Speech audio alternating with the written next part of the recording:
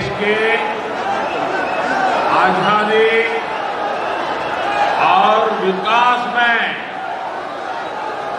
बहुत बड़ा योगदान के धरती चंपारण मोतिहारी में राउत सभी भाई बहन के प्रणाम अभिनंदन। हमार अहो बाबा की सीता मैया अरे राज सोमेश्वर महादेव भगवान बुद्ध भक्त ध्रुव महर्षि वाल्मीकि रामायण के रचना स्थल गजग्रास स्थल के उद्धार स्थल और महात्मा गांधी के आंदोलन से जुड़ल रहल पवित्र माटी पर आप सभी के बीच फिर आए के मौका मिलल बाटे।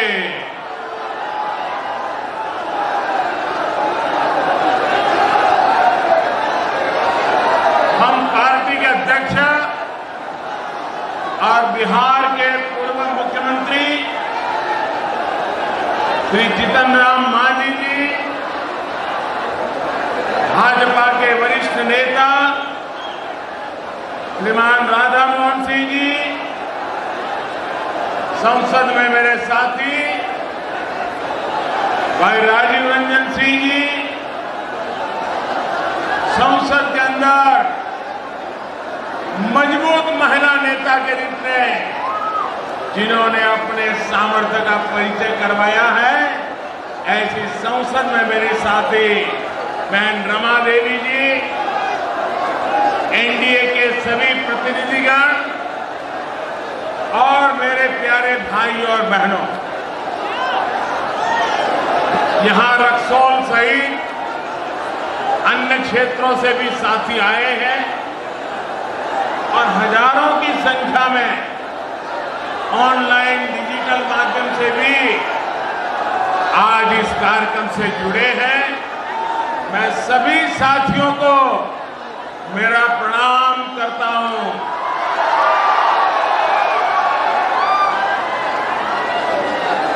भाई और बहनों, चंपारण में, मोतिहारी में आना तो बहुत बार हुआ, लेकिन अयोध्या में भव्य राम मंदिर का निर्माण शुरू होने के बाद आज पहली बार आपके बीच आया।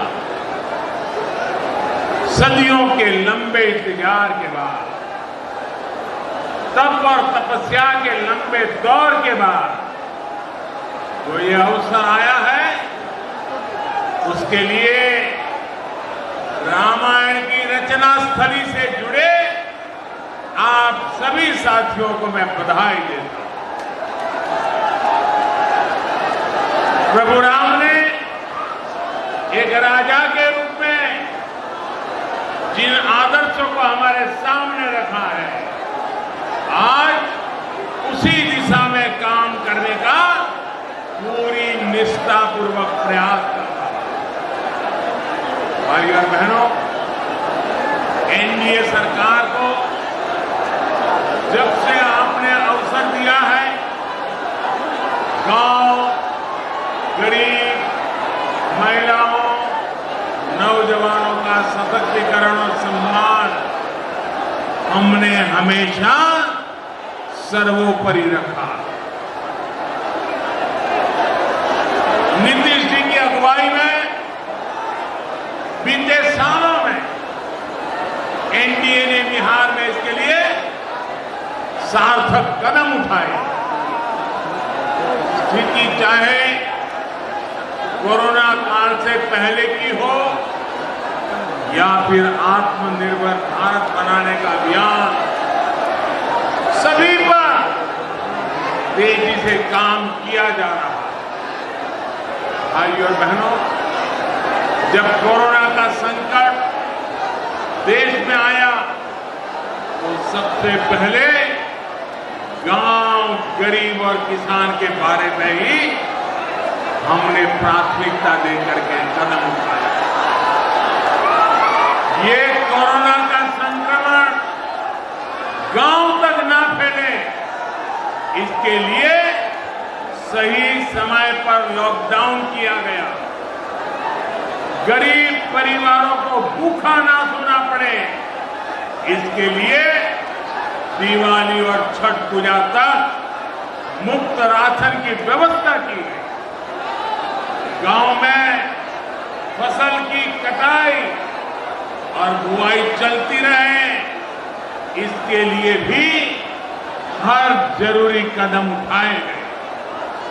भाइयों और बहनों, कटाई और खरीद के साथ साथ लॉकडाउन के दौरान बुआई के लिए भी किसानों को हर जरूरी सुविधाएं उपलब्ध कराई गई। बिहार में भी आपने अनुभव किया होगा कि मुश्किलों के बावजूद बीज और खाद की उपलब्धता कभी भी कमी नहीं होने दी गई। सारी व्यवस्थाएं पर्याप्त रखी गई। लॉकडाउन के दौरान बिहार के किसानों के खाते में पीएम किसान सम्मान निधि के जो सैकड़ों करोड़ रुपए पहुंचे, उससे भी उनको बहुत लाभ हुआ। साथियों, बिहार के जो श्रमिक परिवार दूसरे राज्यों से लौटे हैं, उनके राशन से लेकर के रोजगार के लिए इस दौरान गरीब कल्याण रोजगार अभियान चलाया गया।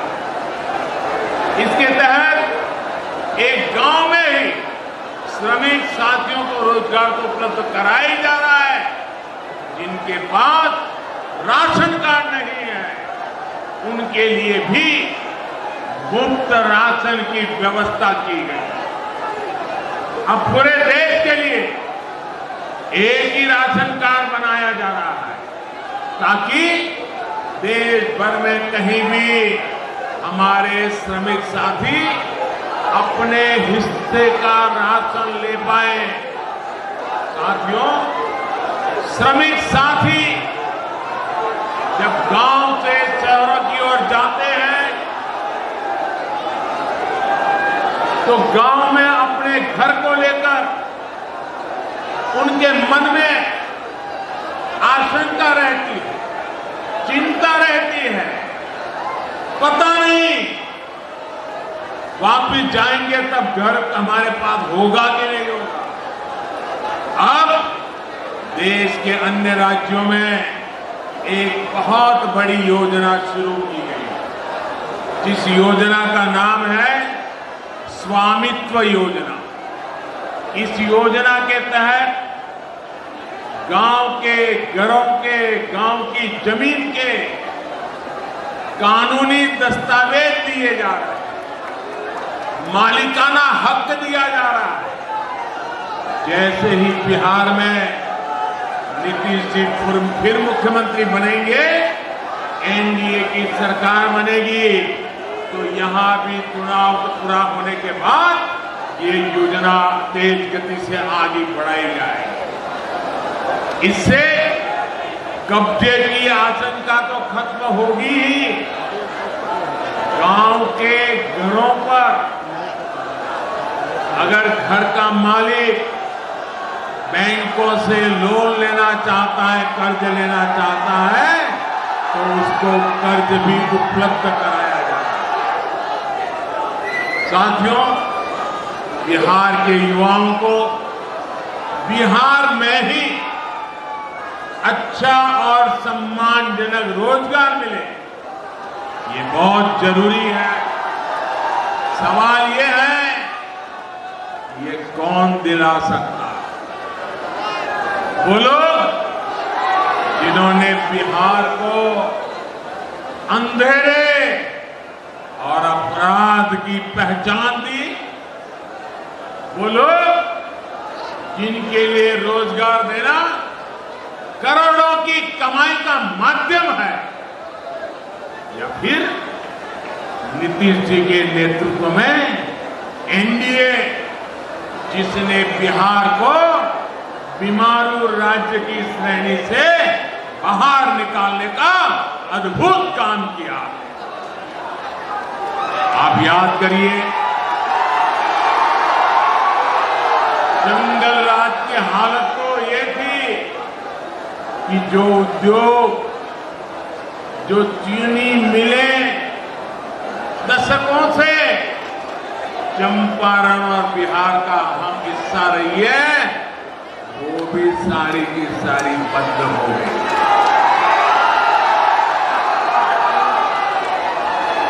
अब तो इस चुनाव में जंगल राज वालों के साथ नक्सलवाद के समर्थक, देश के टुकड़े टुकड़े करने की चाहत रखने वालों के समर्थक, वे भी बढ़ चढ़ करके बारात में जुड़ गए हैं। अब अगर इनको जरा भी मौका मिल गया तो बिहार वापस उस हिंसा, अराजकता, अपहरण के उस खतरनाक दौर में फिर से पहुंच जाएगा। और इसलिए बिहार को सतर्क रहना है, बिहार को सावधान रहना, जंगल राज के युवराज से अलर्ट रहना है। साथियों, जंगल राज वालों ने अगर कभी आपकी चिंता की होती तो बिहार विकास की दौड़ में इतना पिछड़ता नहीं। सच्चाई ये है कि इन्हें न पहले आपकी चिंता थी और न ही आज भी है। इनकी चिंता जरा कुछ और है। जंगल राज वालों को चिंता है कि अपनी बेनामी संपत्ति कैसे छिपाएं। एनडीए का प्रयास है कि हम बिहार के अपने गरीब भाई बहनों को ज्यादा से ज्यादा पक्के घर कैसे बना के दें। जंगल राज वालों को चिंता है कि अपनी तिजोरी कैसे भरे, जबकि हमारी प्राथमिकता है बिहार के किसानों को, बिहार के श्रमिकों को, बिहार के बुजुर्गों को पैसे सीधे उनके बैंक खाते में कैसे पहुंचाए। जंगल राज वालों को चिंता है कि लालटेन कैसे जले। हमारा प्रयास है कि हर घर में दूधिया चमकदार एलईडी बल्ब कैसे पहुंचे। साथियों, इन लोगों ने कभी बिहार की महिलाओं, बिहार की बहन बेटियों के होने वाली परेशानी की कभी चिंता नहीं की। वो खुले में शौच जाने में उसके लिए मजबूर थी, उनकी सुरक्षा पर खतरा रहता। लेकिन जंगल राज वाले जंगल जैसे हालात बनाए रखना चाहते। ये एनडीए की सरकार है जिसने बिहार की माताओं बहनों के लिए लाखों शौचालय बनाकर उनकी परेशानी कम करने का प्रयास किया। साथियों, मुझे याद है कि जब उनकी इस तकलीफ के बारे में मैंने लाल किले से बात की थी तो ये लोगों ने किस तरह मेरा मजाक उड़ाया था। और मुझे खुशी है कि आज आप सभी ने मिलकर बिहार के 38,000 से ज्यादा गांवों को खुले में शौच से मुक्त कर दिया है। मैं पिछले साल चंपारण में सत्याग्रह से स्वच्छाग्रह कार्यक्रम के समाप्त पर आया था। चंपारण सत्याग्रह के 100 साल पूरे होने पर स्वच्छता का ये प्रयास करके इस क्षेत्र के लोगों ने राष्ट्रपिता महात्मा गांधी को सच्ची श्रद्धांजलि दी है। और इसलिए मैं यहां के लोगों का जितना नमन करूं, जितना आदर करूं, उतना कम है। भाइयों बहनों, आज बिहार प्रगति के जिस पथ पर है, वो बिहार का भविष्य और मजबूत करेगा, उसे और गौरवशाली भी बनाएगा, वैभवशाली भी बनाएगा। एनडीए के हम सभी साथी मिलकर इसी सोच को साकार करने में लगे। जंगल राज का अंधेरा बिहार पीछे छोड़ चुका है। अब नई रोशनी में डबल इंजन की ताकत के साथ विकास का लाभ हमें बिहार के हर व्यक्ति तक पहुंचाना है। यही वजह है कि मां गंगा पर कहीं सबसे बड़े पुल बन रहे हैं, तो कहीं पर नए एयरपोर्ट, नए हाईवे बन रहे हैं। जिस बिहार ने चाणक्य के अर्थशास्त्र को प्रेरणा दी, आज वही बिहार गैस आधारित अर्थनीति की दिशा देश को दिखा रहा। एनडीए के सभी साथी आत्मनिर्भर बिहार के संकल्प के साथ हर कदम पर बिहार के लोगों के साथ खड़े हैं। साथियों, आत्मनिर्भर बिहार यहां के हर युवा की आकांक्षाओं को पूरा करने का एक पक्का रोड मैप है। आत्मनिर्भर बिहार यहां के गांव के सामर्थ्य को पहचान दिलाने का मार्ग है। आत्मनिर्भर बिहार गांवों में उद्यम के, रोजगार के अवसर तैयार करने का अभियान है।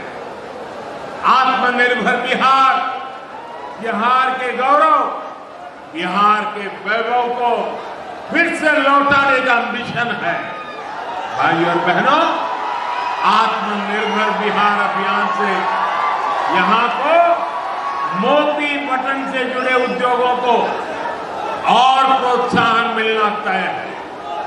देश के हर जिले में जो इस प्रकार के उत्पाद है, उनके लिए उद्योगों के क्लस्टर की योजना पर काम चल रहा है। खेती हो, पशुपालन हो, मछली पालन हो, इससे जुड़े उद्योग और उद्यम आत्मनिर्भर चंपारण, आत्मनिर्भर बिहार का अहम हिस्सा है।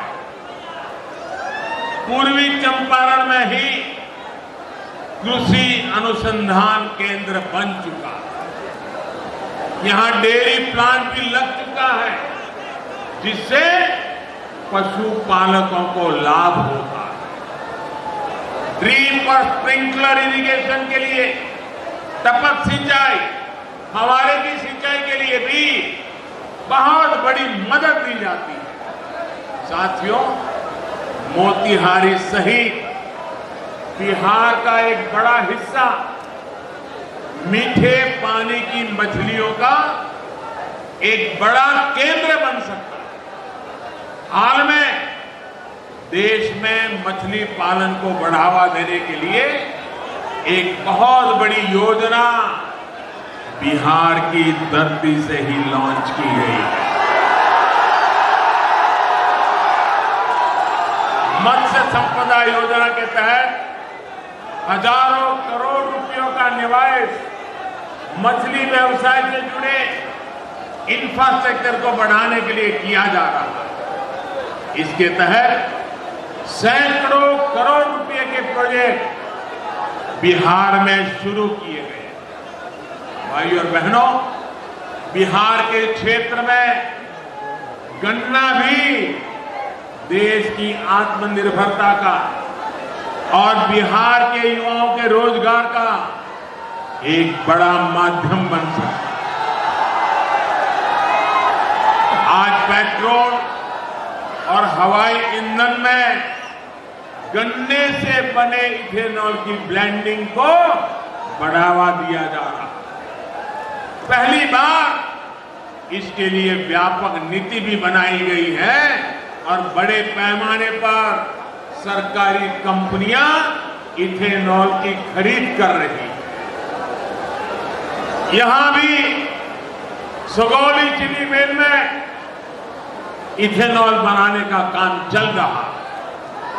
आने वाले समय में इस प्रकार की दूसरी मिलों के लिए भी हम नए अवसर बन रहे हैं। साथियों, आत्मनिर्भर बिहार के निर्माण में बहुत बड़ी भूमिका हमारी बेटियों की है, हमारी माताओं की है, हमारी बहनों की है। इसलिए जीविका दीदियों की भूमिका का निरंतर विस्तार किया जा रहा है।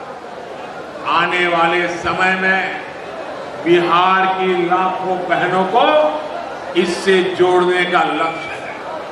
2013-14 की तुलना में आज बहन बेटियों के ऐसे स्वयं सहायता समूहों को मिलने वाले ऋण में 30 गुना से ज्यादा वृद्धि की गई है। प्रधानमंत्री मुद्रा योजना के तहत भी सबसे ज्यादा ऋण महिला उद्यमों को ही मिल रहा है। महिलाओं द्वारा संचालित उद्यमियों को, उनके उद्यमों को ज्यादा से ज्यादा बल मिल रहा है। बेटियों की पढ़ाई से लेकर कमाई के लिए बिहार में हो रहे प्रयासों के कारण ही एनडीए के साथ आज बिहार की हर मां, हर बेटी, हर बहन एक संकल्प के साथ जुड़ी हुई है। इन मातृशक्ति का आशीर्वाद आज एनडीए को विशेष रूप से ताकतवर बना रहा है। साथियों, बिहार को बीमार होने से बचाने के लिए,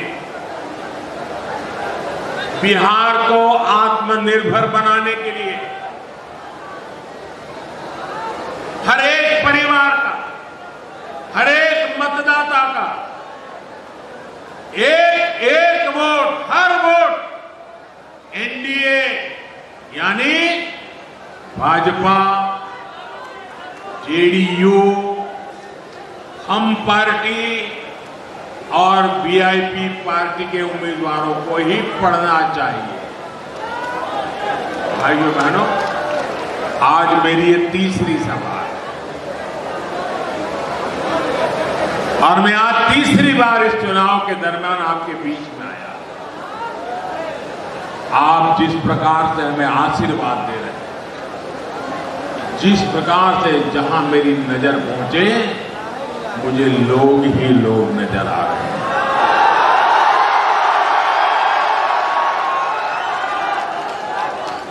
ये दिल्ली में जो पॉलिटिकल पंडित बैठे हैं ना, थोड़ा सा नजारा देख लें, पता चल जाएगा 10 नवंबर को क्या होने वाला है। भाइयों बहनों, मैं आज प्रथम चरण के मतदान के बाद आया। प्रथम चरण के मतदान में सारे पॉलिटिकल पंडित उछल उछल करके कह रहे थे मतदान कम होगा, लोग वोट डालने आएंगे नहीं, अरे कोरोना के समय कौन निकलेगा। लेकिन इन पंडितों को मालूम नहीं है ये बिहार की धरती है, बिहार की। पूरी मानव जात को, पूरी दुनिया को सबसे पहले लोकतंत्र का पाठ इसी मिट्टी ने पढ़ाया। लोकतंत्र का महत्व क्या होता है, वो जितना बिहारी जानता है शायद और कोई नहीं। और उसी का नतीजा है कि जी भर करके सारे रिकॉर्ड तोड़ के बिहार के लोगों ने सारी आशंकाओं को खत्म करते हुए पहले चरण में भारी मतदान किया। मैं सबको आदरपूर्वक नमन करता हूं। आपने लोकतंत्र को ताकत दी, आपने लोकतंत्र का हौसला बुलंद किया है और बिहार ने देश को दिशा दिखाई है। और दूसरी बात, पहले चरण के मतदान के बाद कई लोगों के मुझे मैसेज मिले, सूचनाएं मिली, किसी ने फोन भी किया, कुछ पत्रकार मित्रों से भी चर्चा करने का मौका मिल गया, कुछ सर्वेक्षण वालों से बात करने का अवसर मिल गया, कुछ एग्जिट पोल की जरा करते हैं ऐसे लोगों से भी जरा पूछ लिया। मैंने कहा भाई बताओ तो ये सारे पंडित गलत हो रहे हैं, आगे क्या लग रहा है, मतदान तो अच्छा हो गया। तो सबने मुझे कहा साहब, बिहार की जनता ने पहले चरण के मतदान से एनडीए को दोबारा सरकार बनाने के आशीर्वाद दे दिए। भाइयों बहनों, पहले चरण का ये उत्साह अगले चरण में उत्साह को बढ़ाने वाला बनना चाहिए। अब तो भाई मोदी जी का काम हो गया, चलो सो जाओ, नहीं, अब जरा और ज्यादा जोर लगाना है, एक एक पोलिंग बूथ में जोर लगाना है, माताओं बहनों की शक्ति को जोड़ना है और अभूतपूर्व विजय के साथ बिहार को नई ऊंचाइयों पर ले जाने का संकल्प लेकर के चलना है। भाइयों बहनों, हम लोगों का जीवन का एक बहुत बड़ा अच्छा अनुभव है। हम में से हर किसी को अनुभव है, हम में से हर किसी ने कभी न कभी उसमें से कुछ सीखा है। जरा मेरी बात को शांति से, गौर से सुनिए और फिर घर जाके जरूर सुनिए। जीवन में कभी कभार ऐसा हो जाता है कि जब सामने कोई खाने की चीज आ जाए, पहले कभी खाई ना हो, दिखने में बहुत बढ़िया लगती हो, जरा पैकेजिंग भी बहुत बढ़िया किया हो, जरा नाम भी बहुत बढ़िया रख दिया हो, दिखने में भी बहुत बढ़िया लगती हो, और फिर मुंह में पानी छूट जाए और उसको खाएं। लेकिन अगर कुछ कारण से कुछ ही घंटों में पेट में गड़बड़ शुरू हो जाए, दस्त लग जाए, बीपी ऊपर नीचे शुरू हो जाए, वॉमिटिंग शुरू हो जाए, घर के लोगों का पसीना छूट जाए, डॉक्टर इधर उधर से दौड़े भागे, अस्पताल सब करें और बड़ी मुश्किल से कोई अच्छा डॉक्टर मिल जाए और बच जाए। लेकिन जीवन में कभी भी फिर से वो चीज सामने आ जाए, कितने ही नए रंग रूप के साथ आ जाएं, जिसको खाने से कभी एक बार इतनी मुसीबत झेलनी पड़ी, वो दोबारा उसको खाएगा क्या? कभी भी खाएगा क्या? 10 साल के बाद आए तो खाएगा क्या? 15 साल के बाद भी आएगा तो खाएगा क्या? 40 साल के बाद भी आए तो खाएगा क्या? एक पीढ़ी दूसरी पीढ़ी की आइटम आ जाए तो भी कोई खाएगा क्या? पहले बड़ा फल हो फिर छोटा फल हो, खाएगा क्या? कोई नहीं खाएगा, क्योंकि उसको याद आएगा कि पहले जब खाया था तो मैं तो बड़ी मुश्किल से बचा था, दोबारा अगर चखने की भी कोशिश करूंगा तो मेरा बीमार होना तय है। कोई नहीं खाता है। भाइयों बहनों, क्या बिहार को फिर से बीमार होने देना है? बिहार को फिर से बीमार होने देना है? 15 साल पहले जिस कारणों से बिहार बर्बाद हुआ, बीमार हुआ, क्या दोबारा वो गलती हम कर सकते हैं क्या? नहीं करेंगे ना? पक्का नहीं करेंगे ना? वादा करते हैं? शाबाश, मेरे साथ बोलिए, भारत माता की, भारत माता की, भारत माता की। बहुत बहुत